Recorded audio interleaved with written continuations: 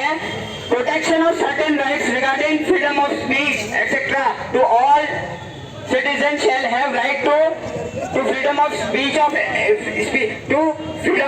and expression to assemble peacefully without arms। कल बॉबी पवार क्या बंदूक लेके वहां पे बैठा हुआ था? जो लाठीचार्ज तुमने किया, क्या वो बंदूक लेके बैठा था वहां पे?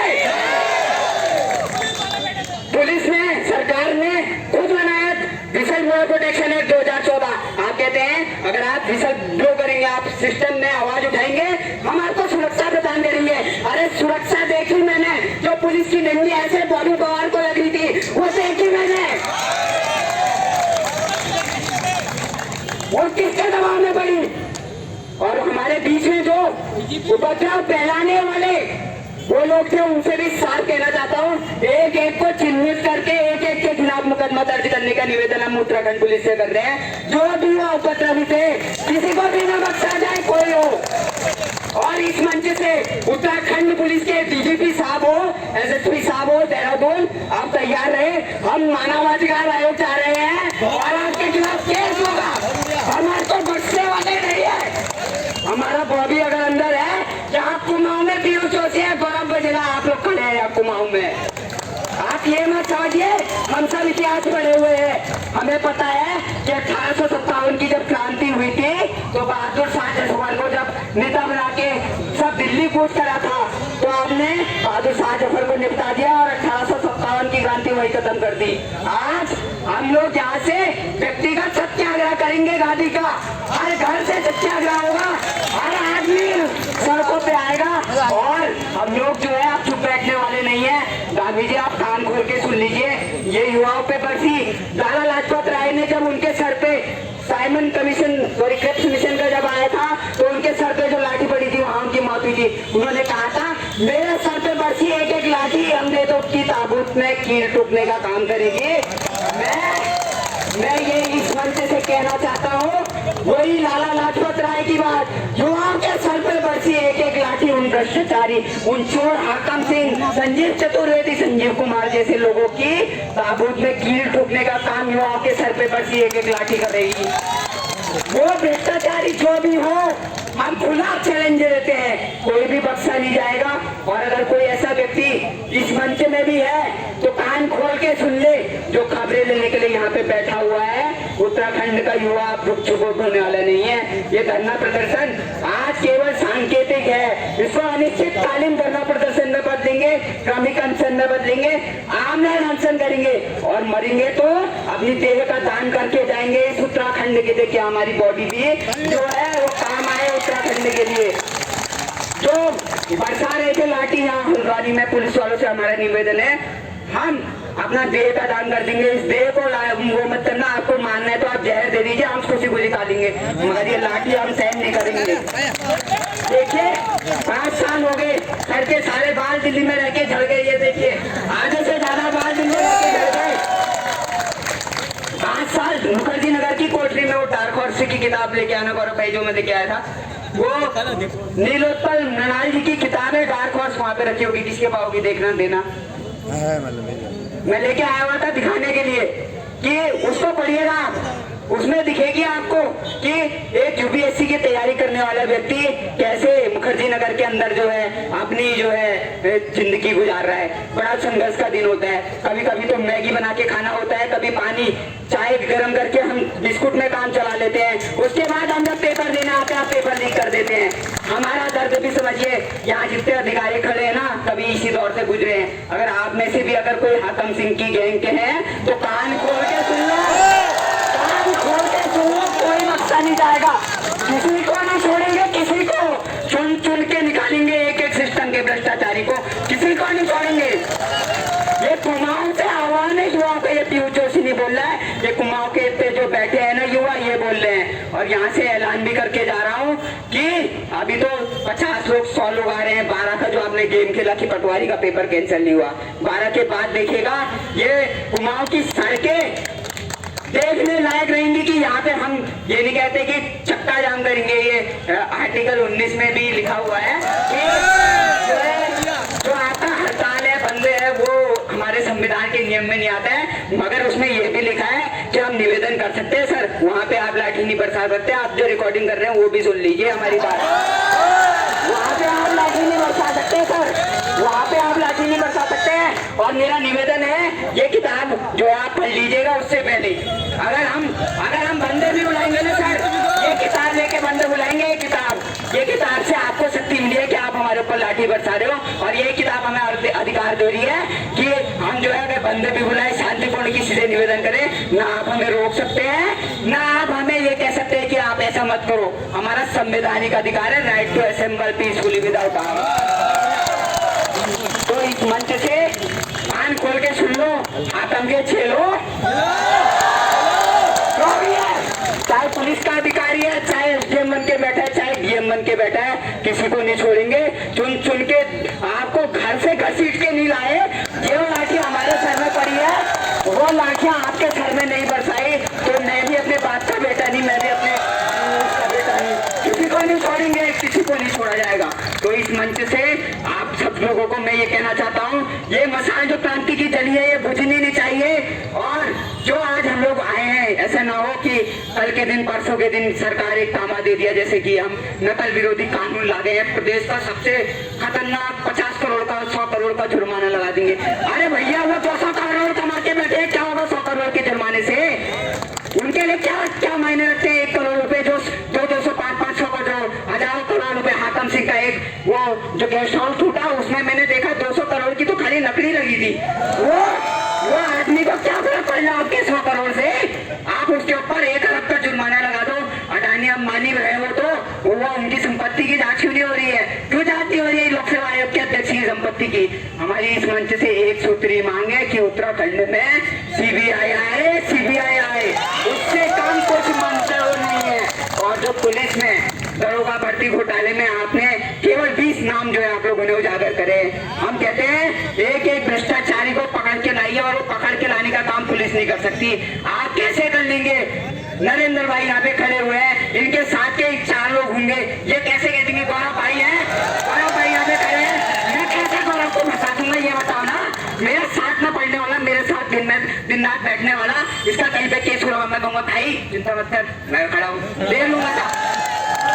आप लोगों ने पुलिस की मार्कशीट भी जला दी, वो भी कर दिया। उसके बाद भी सरकार से हम यही मांग करेंगे कि सीबीआई आए, जो दोषी है वो जेल जाए, और जो ईमानदारों को अगर उसमें भी 20 में भी जो दरोगा है जो निलंबित हुए हैं, उनसे इस मंच से कहना चाहता हूँ अगर आप में भी कोई ईमानदार है तो ये पीयूष जोशी है, गौरव बजेला, ये कुमाऊं की युवा आपके साथ भी खड़े हैं। ऐसा नहीं कि आपके साथ अगर अन्याय होगा हम आपके आवाज नहीं बनेंगे, हम आपके साथ भी खड़े हैं। और हम इस मंच से ये कहना चाहते हैं डीजीपी साहब, जो आप एक किताब लिखी है आपने internal security bye Ashok Kumar, आपने पता नहीं लिखी है या लिखवाई है ये मुझे नहीं पता। तो वो किताब मैंने 10 बार पढ़ी है, लाना भूल गया, नहीं तो दिखा भी देता। गूगल पे सर्च कीजिएगा, अशोक कुमार आईपीएस लिखा हुआ है। मैं बड़े गर्व से कहता था जब संकल्प में बैठ के मैं पढ़ाई करता था, कहता था ये किताब जो है हमारे प्रदेश के डीजीपी सर ने रखी है। और अभी नीति आयोग की जब वो आई गुड गवर्नेंस में, तो प्रदेश तीसरे स्तर पे रहा हुआ। जो आपने नारे दिए कोरोना के समय में मित्र पुलिस के, जो नारे दिया आपने सामाजिक एकता के, वो सब आपने छिन्न भिन्न कर दिए। वो उसमें कुछ अभद्रवी तत्वों का भी योगदान था। तो मैं आपसे ये भी कहता हूँ जो अभद्रवी थे, चुन चुन के वीडियो फुटेज आप अभी बना रहे तो वहां भी बनी होगी। उस वीडियो फुटेज में नामजद करिए उनको, और उनको वो करिए। आपने नकलचियों के नाम सार्वजनिक तो नहीं किए जो आंदोलन कर रहे थे। कल को गौरव भाई, राहुल भाई, हम लोग बैठ गए, पता चला कल के दिन अखबार में छाप दिया आपने कि जो है धारा इतने के तहत मुकदमा पीयूष जोशी, गौरव बजेला, इनके नाम हमने दर्ज कर दिया।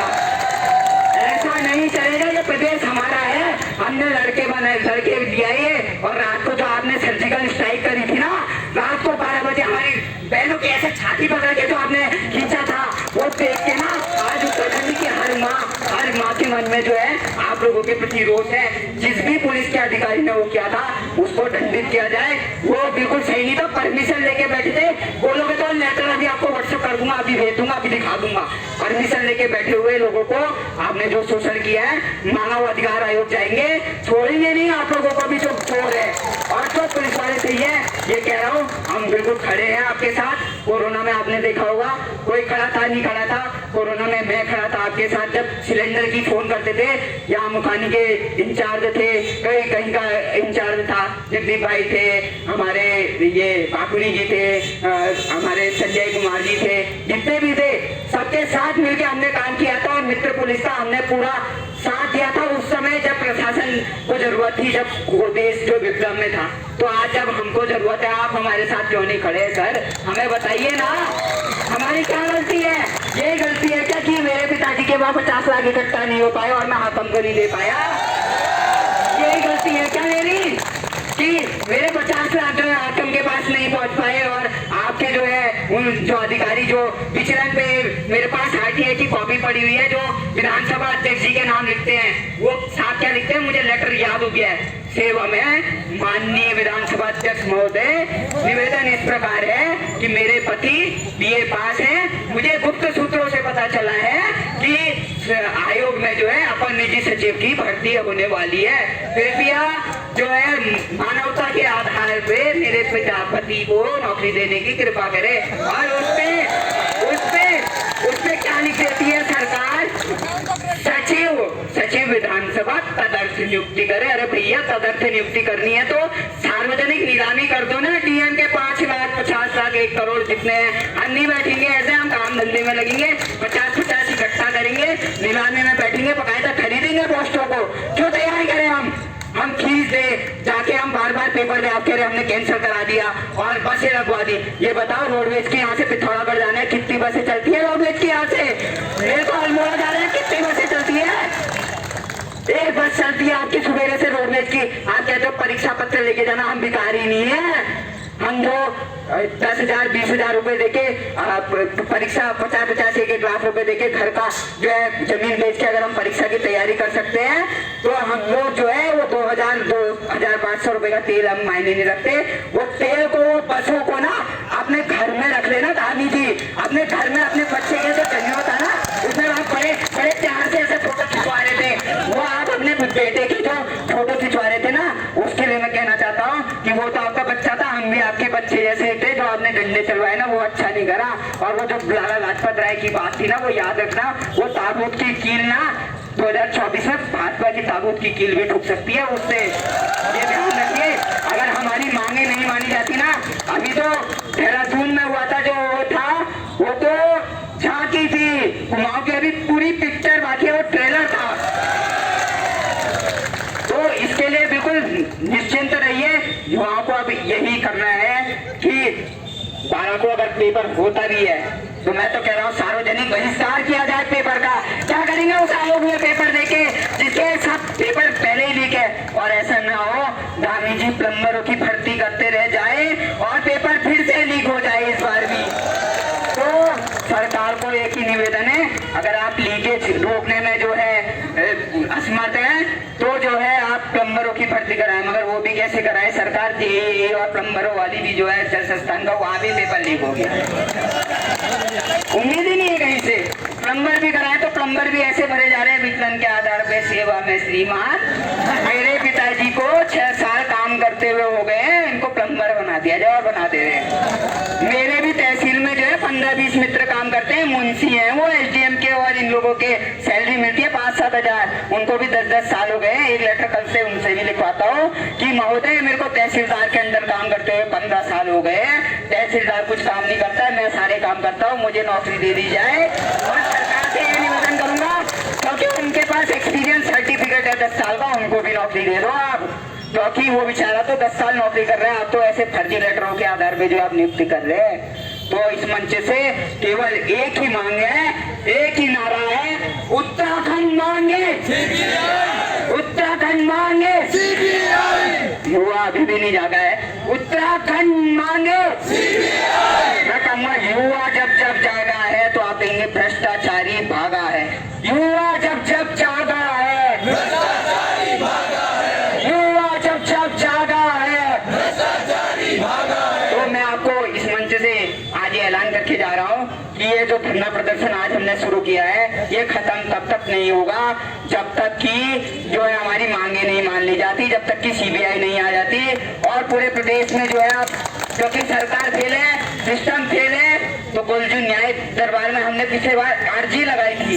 अर्जी का एक अलग महत्व होता है, मगर दादी जी कान खोल लो, जितने यहाँ हैं सब पहाड़ी लोग हैं। अब घाट डालेंगे, घाट और खानदान खत्म हो जाएगा। पूछते रह जाओगे, पूरी पूछते रह जाएंगे। मैं भी पंडितों ठिकादारी पंडितों पूरी पूछते रह जाएंगे।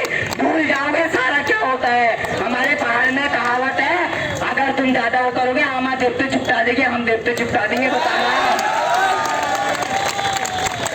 देवताओं का यहाँ का हमारा तो जो युवा है वो ठीक हो जाएगा। अभी मेरे को खबर आई है कि एक जो बेचारा हमारा भाई है वो बड़ी क्रिटिकल कंडीशन में देहरादून में। वो जो महाराज से निवेदन करते हैं कि उनको कुछ ना हो, और अगर गलती से कुछ हो गया ना, ये बात ध्यान रखिएगा कि जो होगा वो आप भी देखेंगे फिर क्या हो सकता है।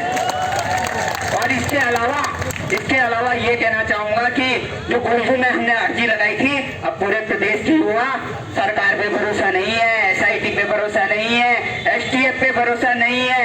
अब जाएंगे गोलजू दरबार और घाट डालेंगे, पूरे प्रदेश के हुआ तैयार हो, गोलजू न्याय करेंगे। और घाट का जो असर होता है ना, वो फिर उसके लिए आपको ब्रह्मा जी को बुलाना पड़ेगा। आओ भैया गोलजू को बात कर लो, सेटिंग करा दो। वहाँ सेटिंग नहीं चलती है, वहाँ आतंक का जुगाड़ नहीं है। सुन लीजिए, उसकी अदालत में जुगाड़ नहीं चलता है और उसकी लाठी में आवाज नहीं होती। हो सकता है वो लाठी 2024 में आपको पड़ जाए। तो तैयार रहिए इस चीज के लिए। इस मंच से साफ कह रहा हूँ, डंगरिया तो छोड़िए, वो तो छोटी बात है। डंगरिया तो आएगा ही नहीं, डंगरिया के आंग में खुद देवता आता है। मैं भी पंडित तो मेरे आंग में भी हरजुआ आते हैं। तो ये कहने की बात नहीं है, डंगरिया भी नहीं आएगा, डंगरिया के आंग में भी गोलजू आते हैं। डंगरिया भी ऐसी जगह नहीं जाते जहाँ ऐसा काम हो रहा हो, जहाँ गोलजू, जहाँ कुमाऊं के इष्ट देवता खड़े हो, वहाँ कोई डंगरिया, कोई भूत, कोई प्रेत, कोई पिशाच जो है कदम नहीं रखता है। मैं पढ़ने में जितना निपुण हूँ, 80% MA में है, नेट क्वालिफाइड हूँ, फिर भी मेरे को अपने धार्मिक चीजों पर उतना ही विश्वास है जितना ये बाबा साहेब अम्बेडकर की किताब पे विश्वास है। तो हमारे संवैधानिक अधिकारों का आप भी सम्मान कीजिए, हम भी सम्मान कर रहे हैं। आज जहाँ वैसे हमसे नमस्कार ही कहेंगे, मगर अगर आपकी तरफ से लाठी बरसेगी, याद रखना हम भी अपने बाप की औलाद है, हमने भी चूड़ियां नहीं पहनी है। अगर जबरदस्ती कोई हमारे ऊपर अत्याचार करेगा तो भगत सिंह कह के गए हैं, सुखदेव कह के गए हैं, राजगुरु कह के गए हैं। मैंने गांधी को भी पढ़ा है, भगत सिंह को भी कहते हुए पढ़ा है, मैंने लेनिन को भी पढ़ा है, मैंने माओ को भी पढ़ा है। तो वो कह के गए हैं, जब पानी यहाँ तक है ठीक है, जब यहाँ तक पहुँच जाए ना, फिर चूड़ियां नहीं पहनी जाती है, फिर ये नहीं देखा जाता है कौन सामने खड़ा है। अगर आप दबाव में काम करेंगे तो फिर युवा भी यहाँ पे जो है क्या करेंगे, फिर मैं भी नहीं कह सकता हूँ। वहाँ पे फिर ये पीयूष जोशी नेतृत्व नहीं कर रहा होगा, ये सब अपना नेतृत्व खुद कर रहे होंगे और भीड़ की कोई शकल नहीं होती, ये बात ध्यान रखना। और वो भीड़ कहाँ बढ़ते कहाँ करती है इसका भी वो कोई नहीं है, आप इस बात को भी ध्यान रखिएगा। तो इस मंच से अंतिम बार यही निवेदन भी है कि CBI आए, अगर नहीं आती है गोलजू दरबार में घात भी डरेगी, यहाँ अनिश्चितकालीन धरना भी होगा। और सरकार से, पुलिस से एक निवेदन है, अगर हम अनशन पे बैठे तो हमें डंडे न बरसाए। ये देह हम लोगों ने जो है प्रदेश को जो है दान कर दी है, सुशीला तिवारी में जाके हम एक एफिडेविट दे देंगे कि अगर मर जाए तो ये बॉडी भी वो ले जाए, तो इस बॉडी पे आँच नहीं आनी चाहिए। ये बात आपको भी ध्यान रखनी है सर, ठीक है। बस इसी में ये